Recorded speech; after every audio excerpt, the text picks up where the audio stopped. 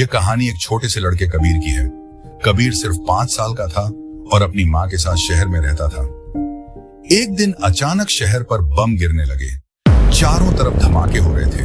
लोग डर कर इधर उधर भाग रहे थे। इसी अफरा तफरी में कबीर अपनी माँ से बिछड़ गया।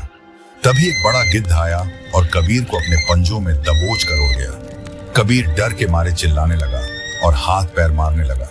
कुछ दूर उड़ने के बाद कबीर गिद्ध के पंजों से छूटकर नीचे गिर गया और सीधा एक मोटे भालू के ऊपर गिरा।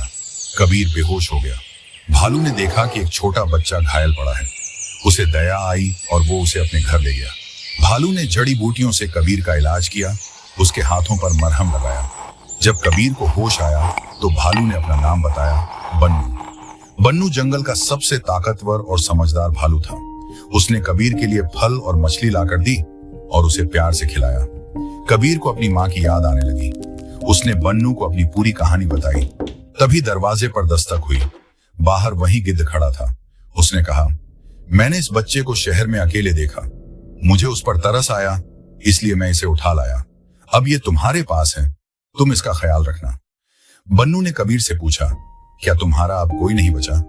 कबीर ने सिर झुकाकर कहा, अब मेरा कोई नहीं है।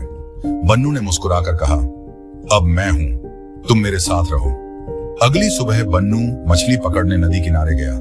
तभी एक हिरण दौड़ता हुआ आया और बोला, कुछ इंसान जंगल में शिकार कर रहे हैं, जल्दी भागो। लेकिन बहुत देर हो चुकी थी। कुछ इंसान आए और बन्नू को पकड़कर पिंजरे में बंद कर दिया। फिर उसे एक बड़े ट्रक में डालकर ले जाने लगे। जब कबीर को यह बात पता चली तो उसने इंसानों को रोकने की एक योजना बनाई। कबीर ने ट्रक के रास्ते में पत्थर रख दिए। ट्रक पलट गया और पिंजरा टूट गया। बन्नू आजाद हो गया और कबीर के साथ भाग निकला। लेकिन इंसान अब भी उनका पीछा कर रहे थे। तभी वही गिद्ध फिर आया और बोला, जल्दी मेरी पीठ पर बैठो।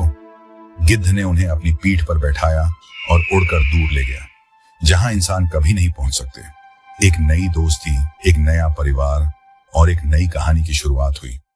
दोस्तों, भाग 2 के लिए सब्सक्राइब करें और इस कहानी को अपने दोस्तों में जरूर शेयर करें। जंगल के उस पार एक नया खतरा उनका इंतजार कर रहा है।